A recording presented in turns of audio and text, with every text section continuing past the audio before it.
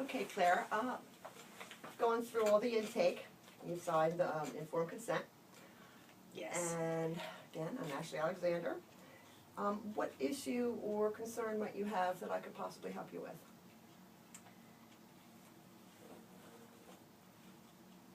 I took the YES training many years ago, so I don't get upset with situations. You know, they are what they are, and people are who they are. Mm-hmm. My next door neighbor, her daughter,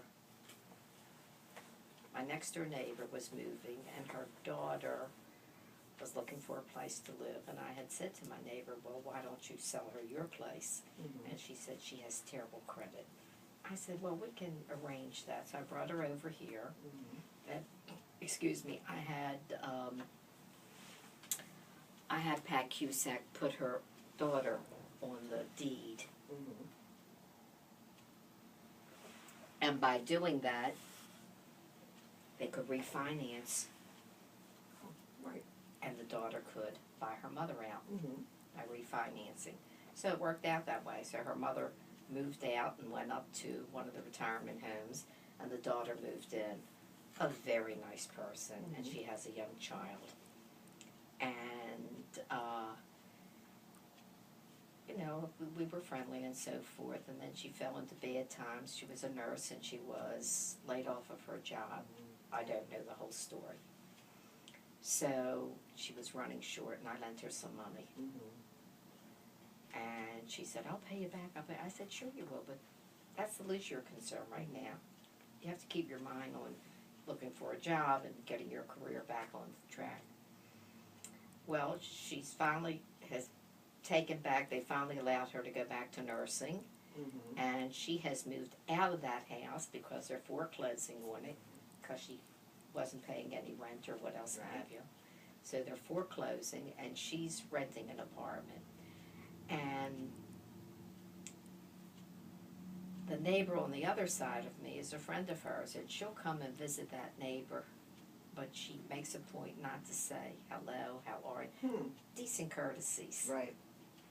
And I find that very annoying. Mm-hmm. So I say, well, that's who she is in the world. Mm-hmm. Fair. So, do you know why she lost her job as a nurse? And there was something about the prescription of one of the patients in the hospital wanted to use her own prescription. Oh. And she looked at it, looked like the same thing the hospital had, so she said yes. Oh. It's a no-no because you really don't know what she's taking. Right. And if the. Great liability. Mm-hmm. It is. So she was off of work over a year. But she's back to work now. She's now working downtown at Hopkins. Now, do you have her current address? No. But you're friends with her mom? Yeah, Shirley, her mother, well, we email it, you know, I send her jokes and things like that. But if I wanted to get in touch with her, I could. Okay. You haven't made any attempt? Correct. If she comes and visits next door and she sees me, she'll wave. Mm-hmm. That's nice, you know. Well, and she's probably embarrassed, number one, about her situation, which is, Probably. you know, I mean, first of all, she made a big mistake in a job that is actually in high demand. Nurses are. And to make that kind of mistake, can't be feeling too good about yourself. And, well, I mean, at least she wasn't let go for drug abuse. True. So that's a plus. Have you, and you haven't tried to confront her or talk to her at all? No, I won't do that. Why not? I feel that if she comes to me and says, you know, I'll pay you back or so forth and so on, fine. Mm-hmm. Well, you do have the, you know, the right to just ask her, you know, if she starts If I had to, the occasion to do that. Right now, her daughter, she has a young child, is in Shepherd Pratt Oh. for slashing her arms with razors. That's the latest thing with teenagers now. How old is the girl? She's 13. Wow. That's the big thing, for attention. And they tell me it's for attention. I'm not a psychologist, so I really don't know. Mhm. But slashing her arms. So she really does have her hands full. Right. So how do you feel? How does this make you feel? I mean, That's who she is in the world, and it's the way it goes. it sounds like you're feeling somewhat, I guess, maybe slighted in that she has avoided you. Oh yeah, that's true. That's very true. I can see how you would feel that way. If she could go next door and spend time, she could certainly, as I'm getting out of my car, say, "Hi, Clara, how are you?" Do you talk to her when you see her? I'll just give her a hand wave or so forth, but she kind of like dashes in that. I think she's embarrassed, needless to say. It sounds like there's a few things to be embarrassed about. I mean, I know, a lot of people don't like to admit that there's something psychologically wrong, if their child has a psychological issue. Yeah, parents do have a tendency to think their children are perfect, don't they? They do, and, I mean, I think she deserves some credit for at least getting her daughter in the hospital. How did you find out? Did she tell you about her daughter? My next door neighbor The one she visits? had said something to me. Hmm. And I said, "You gotta be kidding." She said, "Oh no, it's sad."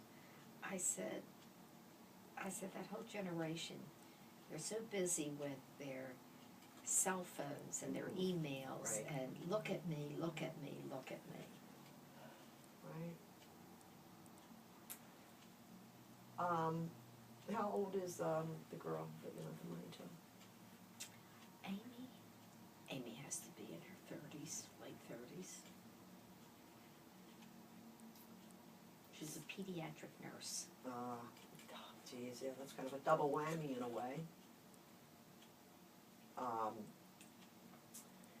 So, to try to summarize, you're feeling somewhat slighted because a neighbor who you felt close enough to lend some money to and you went out on a limb for her to get her mother to put her name on the deed of the house, right? Mm-hmm. So you have that to deal with her mom. Well, her mom is no longer, her mom is out of the house. Right. And the house will go back to how that was maneuvered, it ended up being the daughter's property. Her Right. mother's no longer on the lease, so she Well- doesn't, or on the deed, so she's no longer bad credit as such. And her mom's also not on the note, the mortgage? I guess not, I Okay, didn't get that deed. okay. So, you're feeling somewhat, she's kind of put you out. Put a strain on your relationship with her mom. And you're feeling somewhat slighted because she kind of ignores you when she goes to visit the neighbor and has yet to knock on your door. Yeah, just out of politeness to say, "Hi, how are you?" But you're not feeling like you're ready or you don't want to, say, reach out to her in any kind of way yet. Oh, I'm never going to do it. She comes to the door and so forth, fine, Mm-hmm. and I wish her well and so forth, but we'll never be that close again as friends. Mm-mm. Okay. It's very easy for me to sever a relationship. I Right. can relate I mean, to that. you can, there's so much you can do, and then you reach a point where you say, okay, now you have to start doing it for yourself. All right.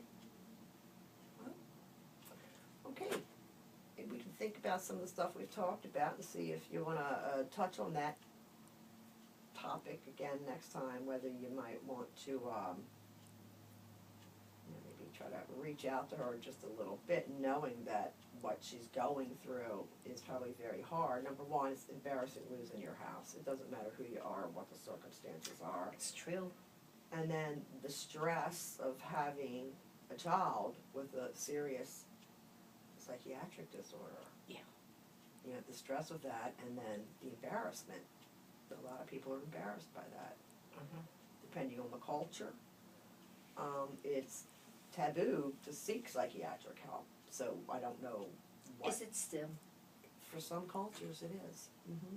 Interesting. I had a sister, may she rest in peace, who, she was placed in psychiatric, and it was always hush hush, hush hush. Mhm. The big embarrassment. Mm-hmm. The big embarrassment. Well, look at the Kennedys, the one, was it sister that they had, Oh yeah, she was in an institution. Mm-hmm. and, you know, the real reason why she was actually institutionalized is up for speculation. So, okay, Clara, thank you very much. That's it. That's it. But yeah, the thing with